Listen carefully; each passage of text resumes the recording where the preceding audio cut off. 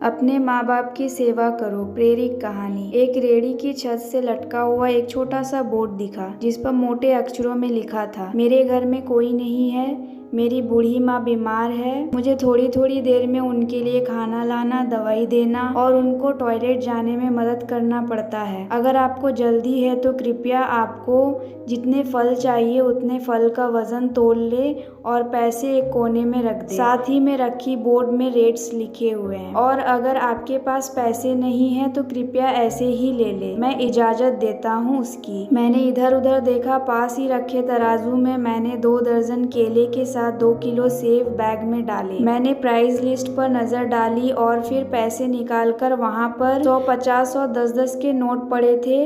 मैंने अपने पैसों को उसमें डालकर ढक लिया। बैग उठाकर मैं अपने फ्लैट की ओर निकल गया। मेरे और मेरे भाई ने देखा कि एक कमजोर सा आदमी, जिसकी दाढ़ी आधी काली आधी सफेद थी, गंदे से कुर्ते पजामे में रेहड़ी को धक्का लगाकर बस की ओर जा रहा था। उसने हमें देखा, मुस्कुराया और कहा, साहब आज तो फल खत्म हो गए। मैंने पूछा, तुम्हारा नाम क्या है? उसने मुस्कुराकर उत्तर दिया, हरीलाल। फिर हम उसके साथ सामने वाले ढाबे पर बैठ गए। चाय आई और उसने बताया कि पिछले 3 सालों से उसकी माँ बिस्तर पर है, कुछ अजीब तरह की बीमारी में पड़ गई है और अब तो उनका शरीर लकवा से पीड़ित है। मेरी कोई संतान नहीं है, मेरी पत्नी भी नहीं रही, सिर्फ मैं ही हूँ और मेरी माँ। उसे हर वक्त माँ की देखभाल करनी पड़ती है। एक दिन वो माँ के पाँव बड़ी नरमी से दबाते हुए कहता है, माँ तुम्हारी सेवा करने को तो बहुत मन होता है, पर मेरे पास पैसे की कमी है और तू मुझे कमरे से बाहर निकलने नहीं देती। तू कहती है कि जब मैं बाहर जाता हूँ तो तुझे घबराहट होती है। क्या खाना मेरे गले से उतरेगा? मेरे पास कोई जमा पूंजी भी नहीं है। उसके बाद माँ ने हाफते काफते हुए बिस्तर से उठने का प्रयास किया। मैंने उसके लिए तकिए की टेक लगाई और उन्होंने अपने कमजोर हाथों को ऊपर की ओर उठाया। मन ही मन वे राम जी को याद करने लगी। फिर वो बोली, तू क्यों चिंता करता है? रेहड़ी वहाँ छोड़कर आया कर, हमारी किस्मत हमारी इसी कमरे में बैठकर बन जाएगी। हरीलाल ने कहा,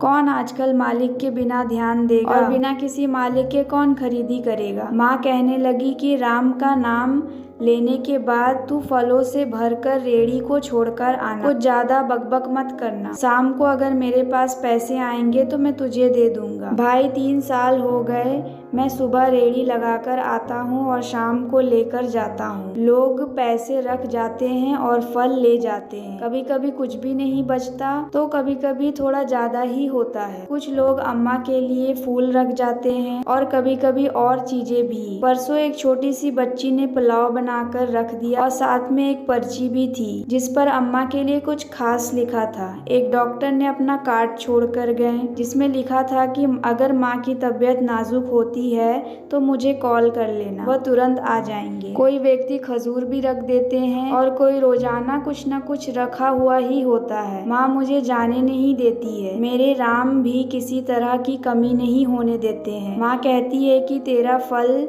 मेरे राम के फरिश्तों से बिकवा देते हैं। अंत में मैं बस इतना ही कहूंगी कि हमें अपने माता पिता की सेवा करनी चाहिए और देखो दुनिया की सफलताएं कैसे हमारे कदमों में झुकती है। आशा करती हूँ यह वीडियो आपको पसंद आया होगा। इस वीडियो पर आपकी क्या राय है हमें कमेंट करके जरूर बताएं। वीडियो पसंद आया हो तो लाइक और शेयर करना बिल्कुल ना भूलें। चैनल पर नए हो तो चैनल को सब्सक्राइब जरूर कीजिए। वीडियो को देखने के लिए, कहानी सुनने के लिए आपका बहुत बहुत धन्यवाद।